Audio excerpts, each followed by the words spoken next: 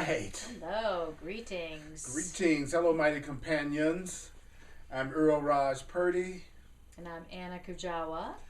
And we are here to talk about how is healing accomplished from A Course in Miracles. How is healing accomplished? How is healing accomplished? That I always try to remember that I want to use the Course in Miracles definitions of the words, and the Course says that all healing is the undoing of fear. Yes. So we're really talking about how is the undoing of fear accomplished, and that is what produces the healing. And so Anna and I are going to be going through a series of lessons on healing from A Course in Miracles. Exactly. So the question that you may want to ask yourself is, where is there some fear that you would like to have undone today? And you can use this for that. That's absolutely. Right. So we want to make it practical, and That's we want right. to have a good time. And so I'm going to share a paragraph, and Anna's going to tell me what she heard, and then she's going to do the same thing, and I'm going to tell her what I heard, and we're going to see if we can hear what the Course in Miracles is saying to us, because it talks about how when you really want to learn a new way of thinking, that at first you have to hear the ideas without feeling like you need to believe it, and then you repeat it to yourself over and over again until you finally accept it as true. So our focus is on, let's hear the Course in Miracles, because that's what usually doesn't happen, is just people giving themselves an opportunity to hear, because it really goes into analyzation of it really, really fast. And so Anna and I go out of the way to try to avoid the analyzation of the Course in Miracles. We are not another analyzation video. That's right. We just want to hear what it's saying and then use it. And then use it. I understand what you're telling Hear me. and use. That's right. I want to hear it and I want to use it. That's right. So if you're of the same mindset, then you'll enjoy what we're about to do right now. That's right. Absolutely.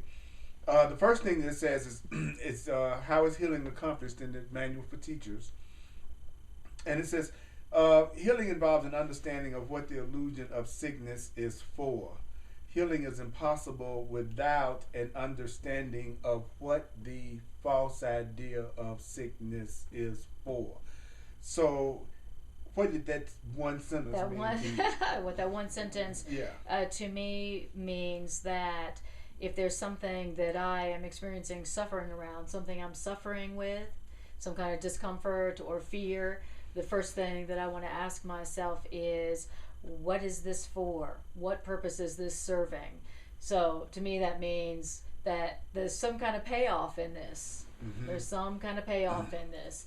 And I know I haven't been asking that question about my conflict, my problem. That's not the first thing I tend to ask myself about my problem.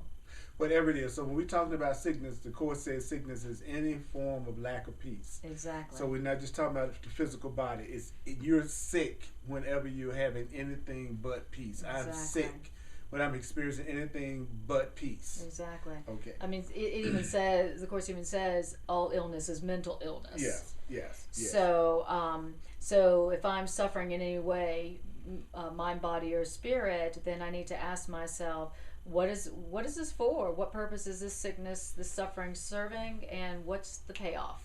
That's the first thing I want to ask. And that I can't experience a release from fear or pain without asking that question. Mm-hmm. Mm-hmm. The perceived purpose of sickness. The perceived purpose of sickness. Healing is accomplished the instant the sufferer no longer sees any value in pain. Mm-hmm. Healing is accomplished the instant the sufferer no longer sees any value in pain. Yeah. Who would choose suffering unless he thought suffering brought him something and something of value to him? Mm-hmm. He must think that suffering is a small price to pay for something of greater worth. For sickness is an election, a decision. Sickness is a decision. Sickness is a decision. Sickness is a decision. Sickness is a decision. It's the choice of weakness and the mistaken conviction that weakness is strength. Mm-hmm. When this occurs, you choose weakness and the mistaken conviction that it is strength. Right. Then real strength is seen as threat and health as danger. Yes. So basically it's saying that sickness is a method. Yes. Sickness is a method conceived in madness to place the child of God on its creator's throne, to place God's son on his father's throne, Actually, God is seen as outside, fierce and powerful, eager to keep all power for himself. Only by God's death can God be conquered by his son. All right. I didn't know that was what was behind this cold I was having. Yes, that's no wonder. No wonder it's still there. No wonder I still got it. Yeah, that didn't come to that realization. That's why it's happening. So, what did you hear in that paragraph there, Anna? And what I heard is that the instant, not 5 minutes later, but the instant that I don't see any value in this suffering, then it's gone. Whatever the suffering is. Yeah. Okay. When I stop seeing value in the suffering, then it's gone. Okay. Okay. And that would have to mean that if I'm suffering on any level, it has to mean that I thought that that suffering would be a small price to pay for something of greater worth. So this suffering is my little price that I pay to get something in return. Wow, interesting. That's greater and better than the suffering. Like this, so that my suffering is kind of like a currency. Right. Okay. You know, I'm willing to pay that so that I can get something in return. Okay.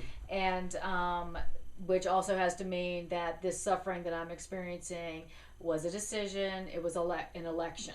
So I need to. The first thing I need to tell myself is that this suffering is. It's a decision. It's an election. That's the first thing I need to tell myself about this, even if I don't believe it. It's fun. It's almost like the way you elect a president. You elect sickness. It says Right, sickness is an election. That's I right. always thought that was an interesting way to put it. I vote for suffering. I vote for suffering. Vote for me if you want to suffer. Vote for me is a vote for suffering. I fear. Vote for me if you want to suffer. And so it's an election. Right. Sickness. Vote for me. That's right. Like we've been told constantly right now about the flu. That's right. Yeah. Vote for me. Vote for me. I'm the flu. That's right. Vote for the flu. Vote for the flu. And get what the flu brings you. That's right. Yeah. So. Okay, and what the flu brings you. So if it's a decision, it's something. It's your way of electing something. What is it that you're electing? What is it that you're deciding for? Well, you're deciding for weakness. Yeah, I would like some weakness. So I'm gonna go for the flu. Go for the flu. Go for the flu. That's right. Go vote for me. Go for the flu. Because only flu will give you the weakness that you desire. That's right. Yeah. Yes. That's the particular form that I'm going to choose. Exactly. You want love? That won't give you the weakness that you desire and that you deserve, my friends. Says the ego. Okay, so I'm electing sickness and suffering because I think it's going to give me weakness, and I think I want weakness because I really think weakness is strength. Great. Okay. All right. That sounds totally insane. Exactly. But obviously, it's obvious that we think that way. We do that. So I am electing to suffer because I think that it brings me weakness, which it does, and I want weakness because I think weakness is strength. And I think weakness is my strength. Why? Because nobody's going to feel guilty enough to do what I want them to do if I feel great. Wow. I looked at it that way. So, I mean, because you wonder, like, now, how could you perceive that weakness is going to make you strong? Well, unless I'm suffering, are people going to feel guilty enough around me to give me what I want and do what I want them to do for me? So suffering is a strength. So weakness is a strength. It gives me leverage. It gives me leverage. Okay. So now when I perceive weakness as strength and suffering as strength, well then real strength, which is health, that's seen as threat, which means now I see health as danger. So I would like to tell you, here I am suffering. I think health is a danger. Because if I'm happy and healthy and strong and happy, then I'm really going to be weak because nobody's going to sacrifice for me. Wow. That's intense. I know. So obviously this suffering is a method. This is just a method that I conceived, that I made up in my insanity for making myself God. And it said, that's right, I'm trying to place myself on God's throne. Yes, I want to make myself God. I want to decide what strength is, where it comes from. I want to decide how to get what I want. Okay. In other words, I'm insane. Okay. All right. All right. right. Okay, so I will read to you now. And what, in this insane conviction, does healing stand for? Well, healing symbolizes the defeat of you, God's soul, and the triumph of your Father Creator over you. Great. Healing in this represents the ultimate defiance in a direct form which you are forced to recognize. In this case, healing stands for all that you are trying to hide from yourself to protect your life. Which means, in this insane conviction, if you are healed, if you are healthy, if you are happy, Earl Purdy, then you are responsible for your thoughts. In this insane method, the insane method, by Anna Kujawa. The insane method. Come study the insane method. In this insane method, if you are healed, that means that you are responsible for your thoughts. And in this insane method, that means that if you are responsible for your thoughts, then you would rather be killed or die to prove to you how weak and pitiful you really are. All right. In the insane method. But. Yes. But. Aren't you glad there's a but? I'm glad there's a but. I love butts. Thank God for butts. Butts are great. Thank God for butts. I'm a connoisseur of the butt. Well, apparently, spirit is too. That's right. That's right. So in this case, the but is the good news. The but is the good news. Right. But if you choose death yourself, this is still the insane method actually. If you choose death yourself, then your weakness is your strength. In the insane method, now have you given yourself what God would give to you, and thus you have entirely usurped the throne of your Creator. Congratulations. You've accomplished the insane method. Well, no wonder I didn't want to be healed. Exactly. If all that happens, Exactly. When I'm in my insane mind, then how do I look at healing? When I'm in my fearful, separate mind, how do I look at healing? If I'm going to look at it as if God is defeating me. If I'm sick and God says I'm whole and complete, and my sickness is the ultimate defiance in a direct form that God is forced to recognize. You say I'm unlimited, but look at what I'm going through, so I get a chance to be right. Yep. It stands for everything that I would hide from myself to protect my little life. So if I'm sick, I'm trying to hide all the love that would, so that I can protect my little ego ideas of separation and sickness. That's right. And if I'm healed, I'm responsible for my thoughts. And if I'm responsible for my thoughts, I'd rather die. I'd rather die just to prove how weak and pitiful that I am. That's right. But if I choose it myself, if I do it to myself, then my weakness is my strength, because I gave myself the death that I believed that God was going to give me. So I beat God to the point, to the punch. So I'm really, I'm really awesome. Strong. So I don't have any earthly idea about anything that I just got through sharing with you all. That I had no idea all of that was going on with my sickness and my desire to not be healed. I didn't know that I thought healing was harmful to me in some way. Wow. So there's a part of me that thinks happiness is harmful in some way. I've got an insane part of my mind that thinks for me to be happy will harm me. That something bad is going to happen to me if I'm healed and happy. Exactly. Wow. Yeah, so I just want to say that. I just want to take the opportunity as we go through this. That's the way I do the course. It's like whatever he says, I don't argue with it anymore. I stop and go, okay, let me tell the truth about it. Let me own it so I can release it. Exactly. All right, we join with you in doing the same. Yeah. Tell yourself the truth. Just tell yourself the truth tell yourself this truth, whatever it said, about whatever you're going through today. That's all it takes to get a miracle and a healing in this situation. You don't have to believe it.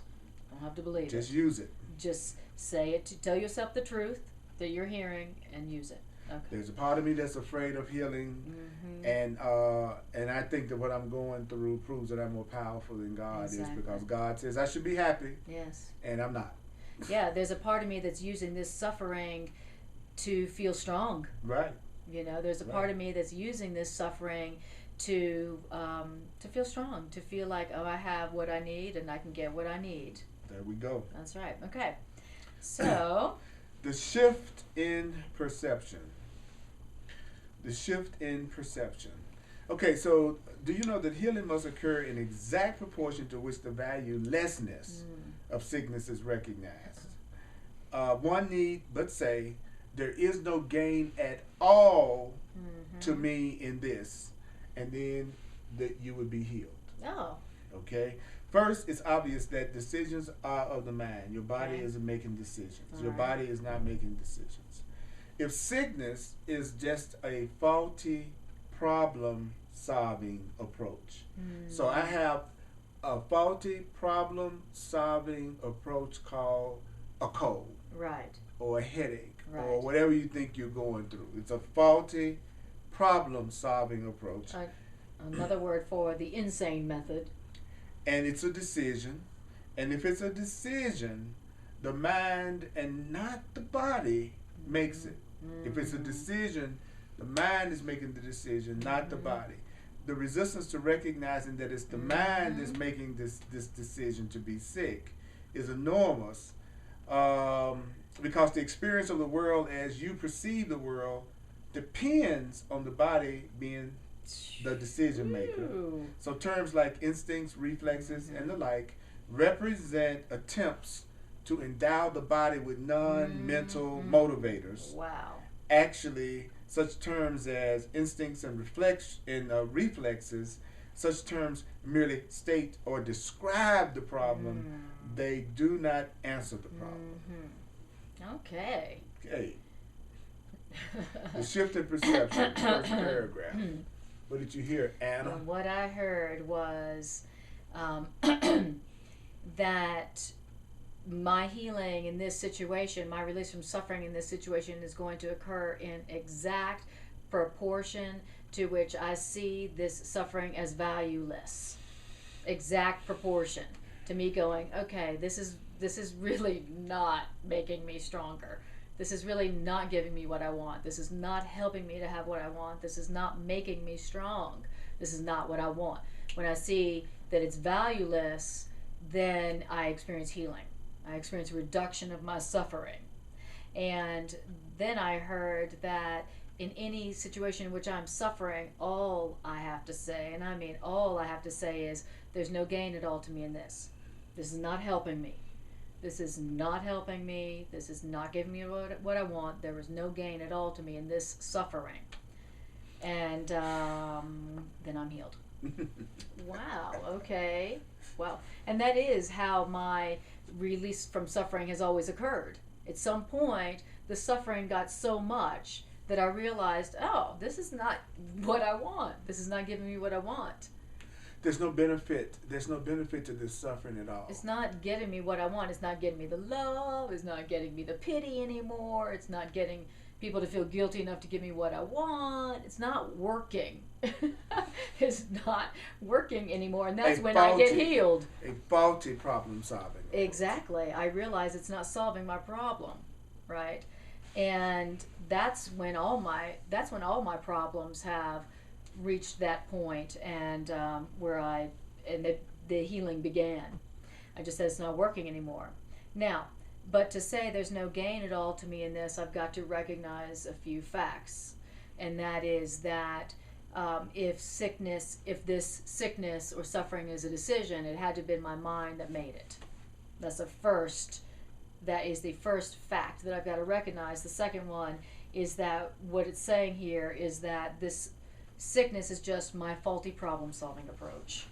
So I want to tell myself, this problem I'm going through today, this is my faulty problem-solving approach. I'm experiencing my faulty problem-solving approach. This is how I was trying to solve my problem.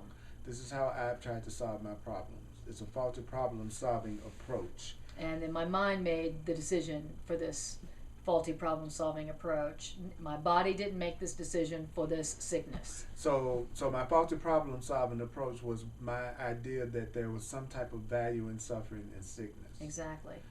And then the other thing I heard is that the resistance to doing exactly what we're doing right now, even if we don't believe it, is enormous. Is enormous. And the reason why the resistance to this, even just saying it, is enormous is because the whole existence of the world as we see it depends on the idea that my body's making the decision for this problem, not my mind. So I would lose my whole perspective of the world as I know it. That's right. If I was to recognize that it was not the body making its own illness. The whole world as I know it would change. Wow. And that's why my resistance is enormous to even saying this about what I'm going through today. That's why it's so important to not feel like you got to believe it. Exactly. If I believe I have to believe it, I'm not going to even let myself hear it. I mean, the resistance is enormous just to say it. Just to say it, let alone believe it. Let alone believe it. You know. Wow. Yeah. That's why, and like you said, that's why it's important that we remember we don't have to believe it. No, if you think you have to believe it at first, right. you know, you're not going to let yourself hear it because it's too opposite. It's too opposite. It's too opposite to everything I've learned. Exactly. And if you had to believe it before you say it, then you wouldn't need it. So, all right, then the next thing I heard is terms like instincts and reflexes and the like. That is my attempt to endow my body with non-mental motivators. I want my body to have some non-mental motivations. And my body doesn't have any non-mental motivations. This problem isn't coming from a non-mental anything. This isn't being motivated by something physical. What I'm going through today isn't coming from the physical. It's not coming from my body, even if it seems to be occurring in my body. All pain is mental. All pain is mental. All sickness is mental illness. All suffering is mental illness. All pain is mental illness. And when I say, oh, it's an instinct, oh, it's a reflex, that's just another way of describing the problem, which is giving the body creative power. Doesn't answer it. That's what I heard. Okay. All right, now I'll read to you. Yes. All right. And so, the acceptance of sickness as a decision of the mind for a purpose for which the mind would use the body is the basis of healing. And this is so for healing in all forms. In other words, a patient decides that this is so, and the patient recovers. If the patient decides against recovery, the patient will not be healed. Who is the physician? Only the mind of the patient himself. The outcome is what the patient decides it is. Now, special agents seem to be ministering to the patient. That's us. Yet, special agents, like medicine, only give form to the patient's own choice. The patient chooses the special agents or medicine to bring tangible form to the patient's desires. Wow. And this is all that special agents or medicine does, and nothing else. Give form to your desires. Special agents or medicine are not actually needed at all. At all. Medicine is not actually needed at all. Suspend belief. Yes. Suspend disbelief for a moment. Suspend disbelief for a moment. That means that the patient, you, me, could merely rise up without their aid, the aid of medicine or special agents, and say, I have no use for this sickness. And if the patient rose up and said that, then there is no form of sickness that would not be cured at once. Wow. Okay. Wow. That's a simple one. Yeah, that's right. Okay, so I heard that the basis of healing, the basis of my healing is for me to accept that any sickness or unhappiness or lack of peace that I'm experiencing is a decision that my mind made and that is using my body to carry out that plan. Okay. And this is true for any kind of healing in any kind of way.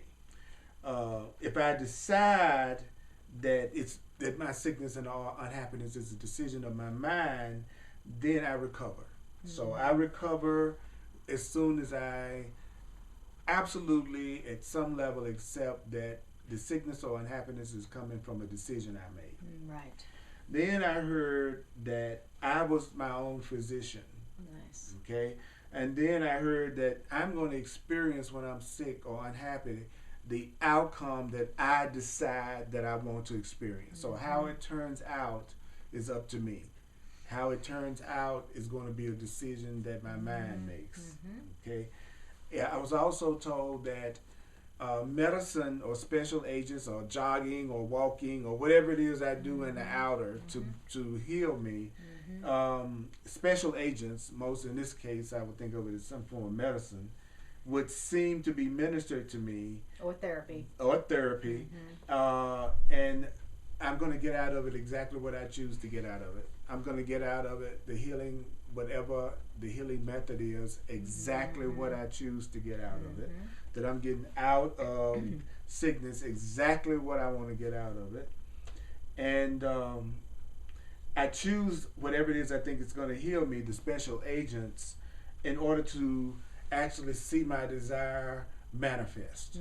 So in order to see my desire for health manifest, then I have to realize that I'm going to receive some special agents or some special help that will help give form to my desire, really whatever that desire is. Exactly. And this is the only thing that any kind of external healing method does. All it does, I heard, was that it's about giving form to my desires, and that's all. That I don't actually need any kind of external healing help. I could just rise up without any kind of external aids to healing and just say, I don't have any use for this pain anymore. I don't have any use for this suffering anymore. I have no use for this unhappiness anymore. And when I really admit to myself that I don't have any use for what I'm going through that makes me unhappy right now, that it doesn't serve any useful purpose, what makes me unhappy right now, then there is no form of sickness, no form of unhappiness that won't be healed. Every form of sickness and unhappiness will be healed as soon as I don't have any use for the sickness or unhappiness. That's what I heard. Wow. That's I mean, wow. That in that I hear why the same medicine will work for some people but not work for other people, or the same medicine will work for you sometimes but not other times. Why is that? Yeah. Same medicine. That's what I always knows about cold or flu medicine. Is that you can take it initially and usually it would seem like I've noticed a difference in my body. But by the time you do it, use it 2 or 3 times, it will sometimes seem like it's not having any effect on the way you're feeling at all. So one time I chose to believe that it was going to have an effect, and it did. And then another time it's giving form to a new set of desires, which is that it don't work. Right, exactly. And so, what I also hear from myself is when I'm experiencing sickness in any form, that the first thing I want to do is say these ideas to myself and then take medicine. Yes. Yes. Yes. So it's not about not taking medicine or doing whatever form of therapy that you think might be helpful, but do this first to increase the likelihood that medicine will work or that therapy method will work. So I mean, he says somewhere later on that we're probably too afraid to just say, I have no need of this, and it be gone, we're cured at once. So he says in that case we'll use the special agents, the medicine or the therapy, to help bring form to that in a way that won't scare us to death. Amen. So all right, so that's what I want to do. Well, what is the single requisite for this shift in perception? Well, the single requisite for this shift in perception is simply this: The recognition that sickness is of the mind and has nothing to do with the body. Sickness has nothing to do with the body. Sickness has nothing to do with the body. Your unhappiness has nothing to do with the body. Your sickness has nothing to do with the body. Sickness is of the mind. Its unhappiness is of the mind. What does this recognition cost? Recognizing that sickness is of the mind and nothing has nothing to do with the body. It's going to cost the whole world you see, because the world will never again appear to rule the mind. And with this recognition that sickness is of the mind, responsibility is placed where it belongs, not with the world, but responsibility is placed on him who looks out on the world and sees it as it is not. The person who looks out in the world and sees it as it is not, they look on what they choose to see, no more and no less. The world does nothing to you. You only thought it did, nor do you do anything in the world, because you were mistaken about what it is. You haven't done anything in the world because you were mistaken about what it is. So herein is the release from guilt and sickness both, because guilt and sickness are one. Guilt and sickness are the joined. Guilt and sickness are joined. Guilt and sickness are joined. So herein is the release from guilt and sickness both, for guilt and sickness are one.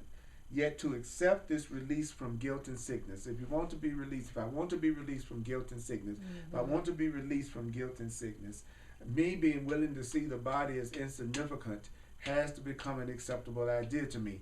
I got to not trip out and get upset or get defensive because I hear and realize that in the grand scheme of things, my body is insignificant.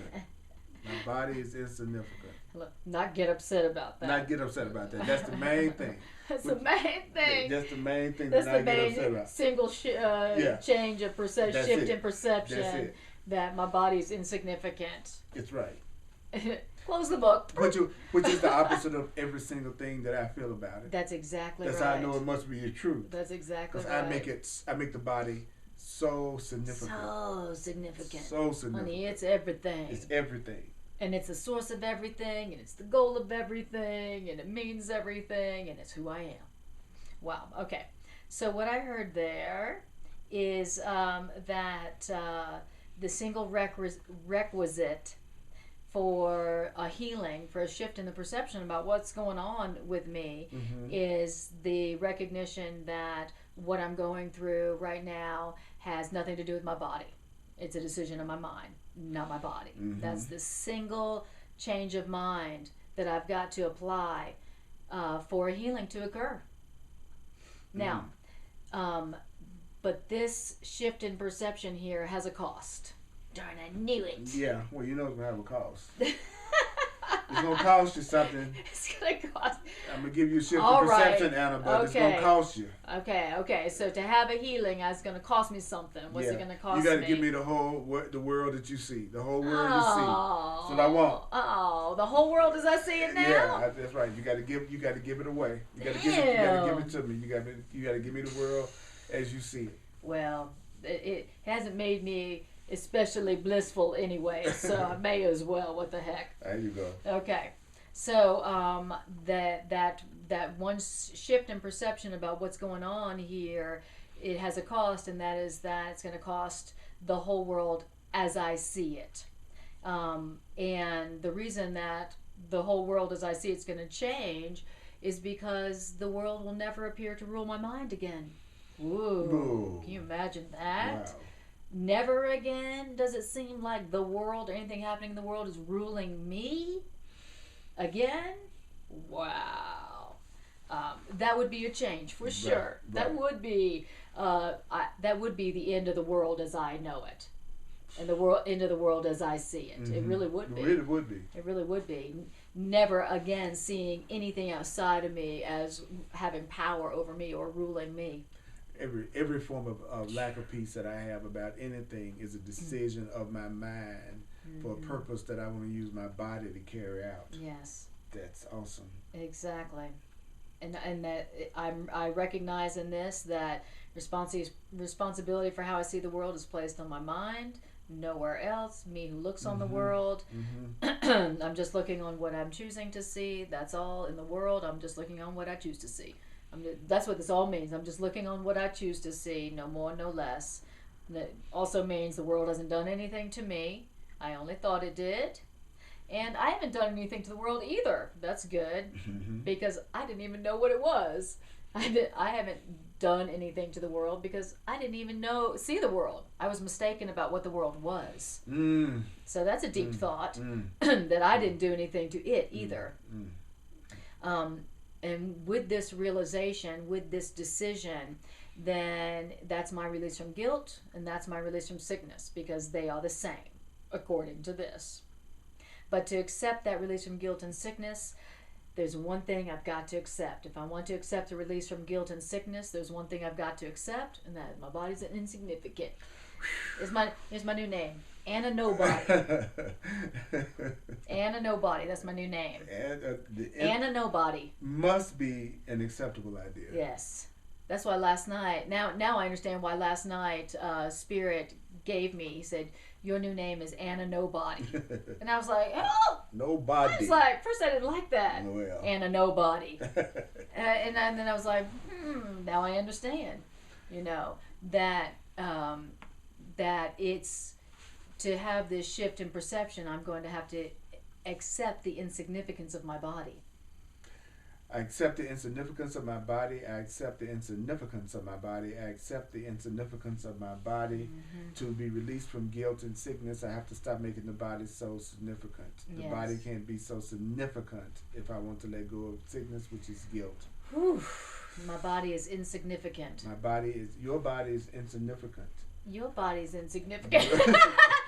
Let's stretch it even more. That's right. Your body is insignificant. Yes. Your body is insignificant. Thank you. You told me you weren't feeling well today. What? I'd like to tell you that your body is insignificant, so you can feel better. Thank you. I love you too. Oh, well, tell me my body is insignificant. And your body is. You know what you were going through today? I just want to tell you one thing. What's that? Your body's totally insignificant. My body is insignificant, so I can be released from my guilt and my sickness. Exactly. You know how you were angry about that thing, today? Yeah. I want you to know your body's insignificant. My body's insignificant. Exactly. I see more and more the importance of your Savior, having someone to remind you, because there is no logical reason why you would remember to say that. You got that right. The world's not going to help you. There's nothing in the world as I perceive it. That's I'll put it this way. Right. There's nothing in the world, and I'm always, and whenever you hear me say anything, it's always prefaced with, I'm saying in my perception. Yes, that's right. Okay, in my perception. Right. It's always in my perception. Yes. In my perception, I never see anything in the world that's constantly trying to convince me that the body and the needs of the body and everything about the body isn't the most significant thing you should be concerned about. Actually, it's just the opposite. It's exactly opposite. So that would kind of explain why the world is sick. That's exactly right. That's why the world is sick. That's why the world is sick. Because the world doesn't see the body as insignificant. As a matter of fact, the whole world as we see it, as we know it, is based on the belief that the body is most significant. Right. That is the world you see. That is the world I'm already looking at. That's right, exactly. So if I could accept that my body is insignificant and a nobody, then I could see a whole other world. Yeah. And I'm ready for a change. I'm kind of bored. Yeah, I'm ready for I'm ready for another perception of the world. I'm ready for another perception of the world. I'm ready for another experience in the world. Yes. The experience of the world as I have been experiencing it, no gain. No, there is no gain to me in the way I've been experiencing the world. There's no gain at all to me in this. In the way I've been experiencing the world. So I'm going to start practicing the idea that my body's insignificant. All right. Okay. I think it's your time. All right. Okay. Now, with this idea that your body's insignificant and that your body is insignificant, the body is insignificant. With this idea, is pain forever gone? Not just next week gone, forever gone. Okay. But with this idea of pain, but with this idea also goes all confusion about creation. The idea that the body is insignificant, with that idea goes all confusion about creation. And doesn't that follow of necessity? In other words, place cause and effect in their true sequence in one respect, and the learning will generalize and then transform the world. The transfer value of one true idea has no end nor limit. And that would have to mean that the final outcome of this lesson is the remembrance of God. Nice. Starts with the body's insignificant and progresses to the remembrance of God. Nice. Okay. Nice transference. Now, what do guilt and sickness, pain, disaster, and all suffering mean now? Well, having no purpose, they're gone. And with pain, sickness, disaster, suffering of all forms, with them gone, also go all the effects they seem to cause. Cause and effect just replicate creation. And so see cause and effect in their proper perspective. That means without distortion and without fear. And cause and effect will reestablish heaven. Reestablish heaven. Reestablish heaven. You mean what? Heaven's already been established? Yes. It's already here? So reestablish love. So what I heard is that if I want to get rid of my pain forever, if I want to be rid of pain forever, if I want to be rid of pain forever, I need to remind myself that the body is insignificant. The body is insignificant. Yeah. It's the mind that's making the decisions.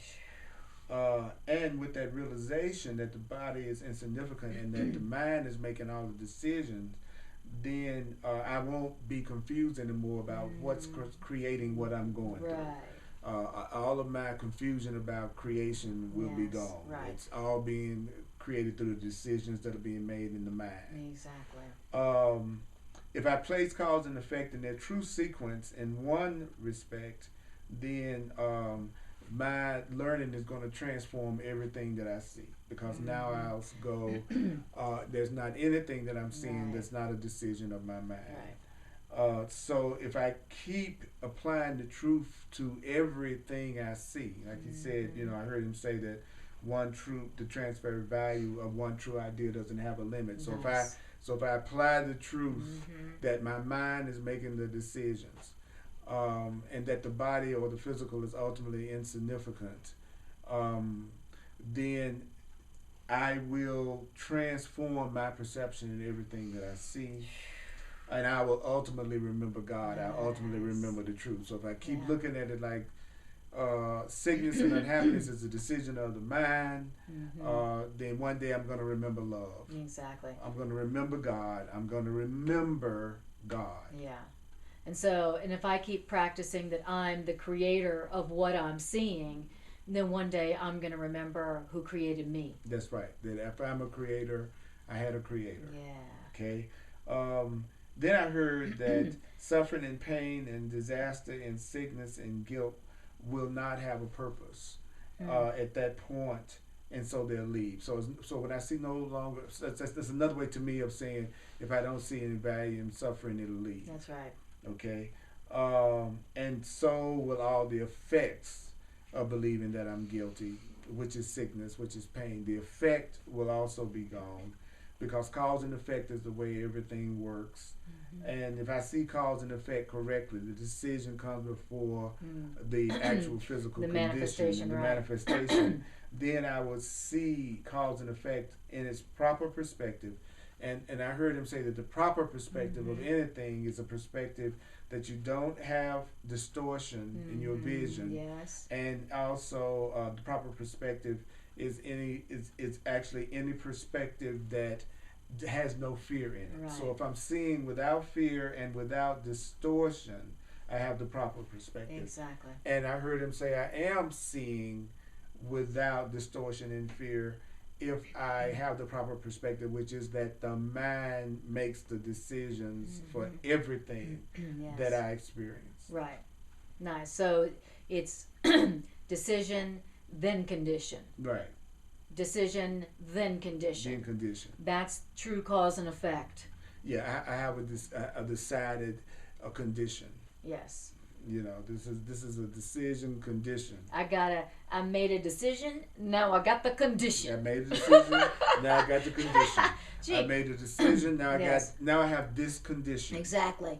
Gee, I wonder what what decision brought about this condition? Yeah. What decision brought the decision was to try to place myself on God's throne. Right. You know, that I wanted to be autonomous and self-sufficient. Yes. You know, the decision was to see the body as more significant than the mind, and forget that it's the mind making the decisions to be sick. Yes.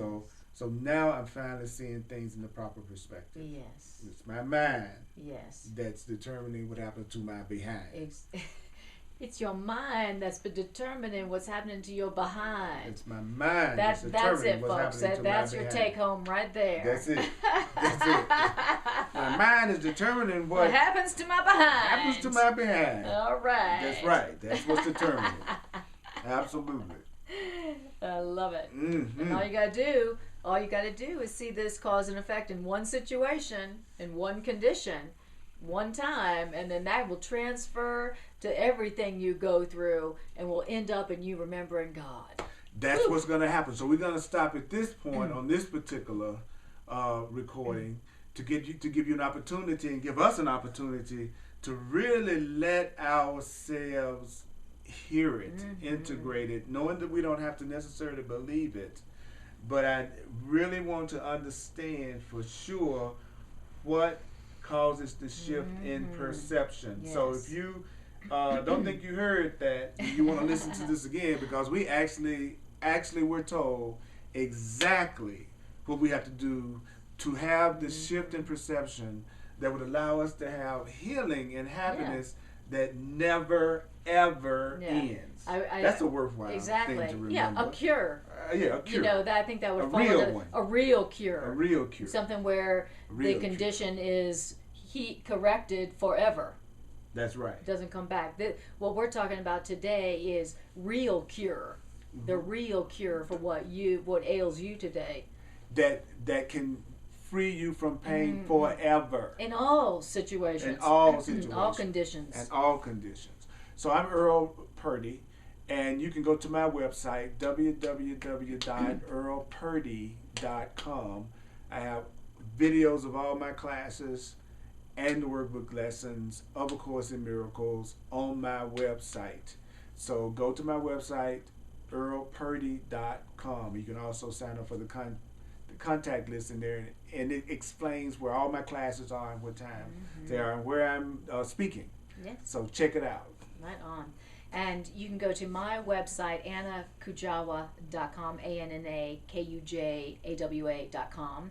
And you can learn about my holistic counseling practice, Miracle Psychotherapeutics.